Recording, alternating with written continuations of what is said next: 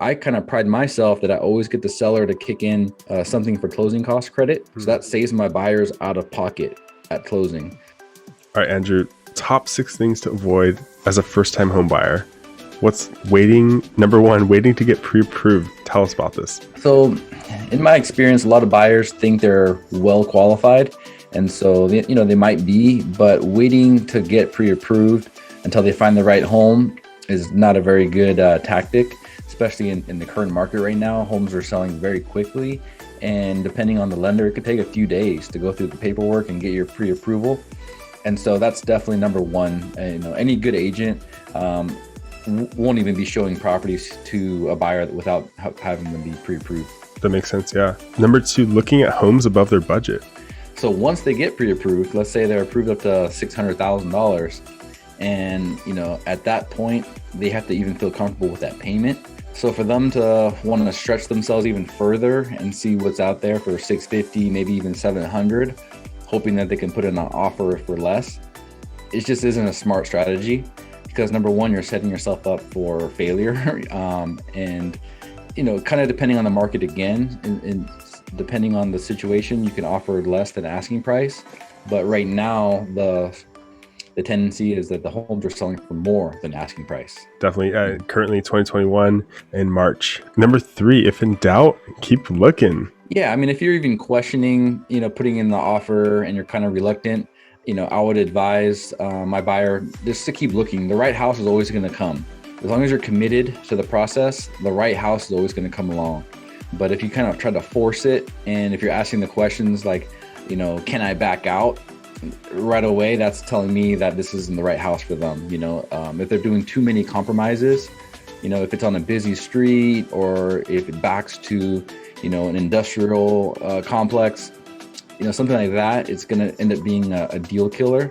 And so I'd rather just not even get involved at the beginning. Yeah, like waiting until finding the right house for your client. Yeah. And we're going to kind of talk about that. I think the last one's going to kind of circle back to this one as well. So number 4, not having the right expectations. So being a first-time buyer, you're going to typically be buying a house that's one of the cheaper on the market. And so these houses could be a little older, could be a little deferred, maybe not as desirable as the homes that are in the upper medium.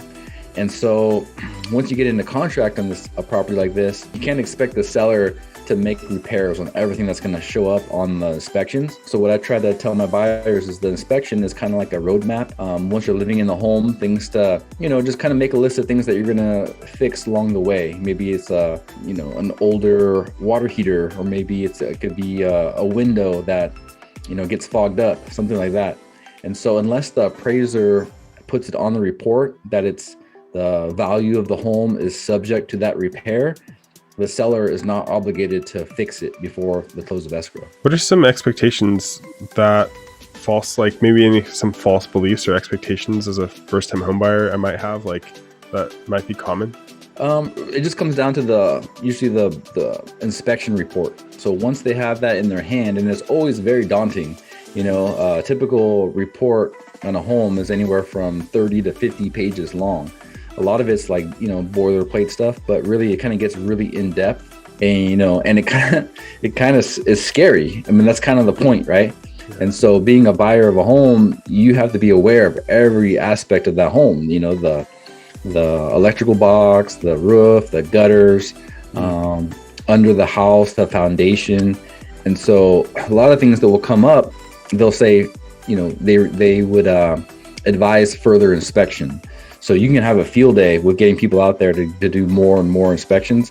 So at the end of the day, you really have to rely on your realtor and their experience and what the things that they've seen, what is a common problem and what's something that can be, detrimental. Number 5, not saving enough.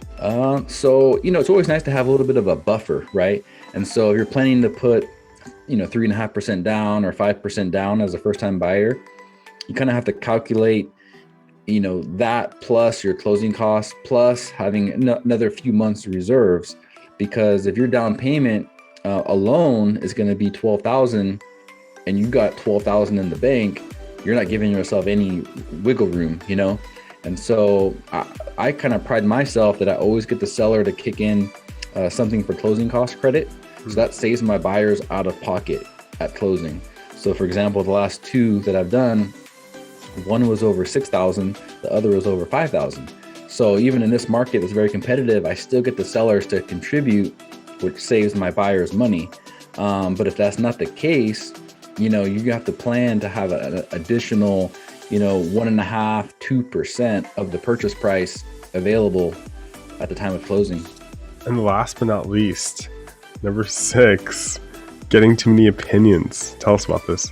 Yeah. So once you made the decision, at this point, if you're buying a house, you're a big boy or you're a big girl, and so it should be a decision that if you're making the payment, it kind of stops with you. It's always nice if it's someone that you really value their opinion, like your mom or your dad or your grandparent, but just kind of start bringing random people throughout the house. Maybe it could be neighbors or it could be friends or, just maybe, not super close family that's everyone's throwing in their opinions. The last thing you want is to feel, second guessing your decision of putting the offer on the house. And so I would say, feel confident in your decision and, wait to close on the house and maybe do a couple of repairs or, change out the paint before you start bringing a lot of people to your house to show it off and be proud. Yeah, that kind of wraps it up. Thank you for those things. 6 things to avoid as a first-time home buyer. And go ahead and register for Andrew's webinar, which is every other Thursday, guys. Link in the description below and check that out. Cool. Thank you. All right.